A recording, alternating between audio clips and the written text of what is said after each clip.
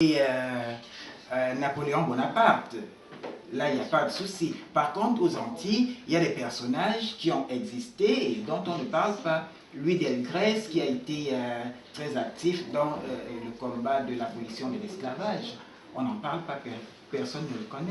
Donc, c'est aussi ça le but de ce roman. Bon, la question suivante, qui est tout à fait déductive de ce que vous venez de dire, c'est comment vous avez effectué vos recherches historiques? Vous qui n'avez jamais mis un pied en Guadeloupe. Ben oui. Ah Combien de temps ça vous a pris? Comment vous avez procédé? Par quels moyens?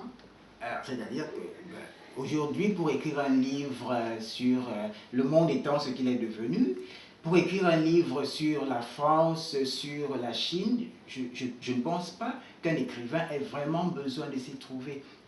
Il y a la recherche documentaire qui est très importante. On a une bibliothèque au Cameroun qui est celle de l'Institut français, qui m'a beaucoup aidé, qui m'a beaucoup servi, parce que j'ai travaillé longtemps aussi en collaboration avec l'Institut français. Alors vous trouvez les livres sur tous les sujets. Il y a également, plus près, tout le monde a maintenant un ordinateur et une connexion Internet. Il suffit de regarder sur YouTube et de mettre esclavage aux Antilles. Et puis il y a tout un tas de documents, ou encore dans Google. Il y a des thèses qui sont publiées et qu'on peut consulter gratuitement sur Internet. Donc ça m'a pris un certain temps pour ce livre, on va dire environ 1 an et demi. 1 an et demi. Et pour la rédaction? Ben, la rédaction, elle se fait... Progressivement. Ou est-ce que vous avez attendu d'avoir terminé vos recherches pour écrire, ou vous avez fait les deux en parallèle?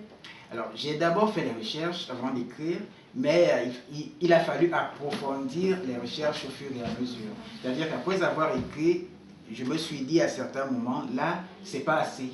Il faut peut-être fouiller un peu plus, voir comment la Guadeloupe est faite, quelles sont les plantes qu'on trouve en Guadeloupe, par exemple, qu'est-ce qu'on mange en Guadeloupe, comment les habitations sont organisées. Alors, à l'époque, par exemple, on parlait beaucoup, les habitations avaient les noms de leurs propriétaires.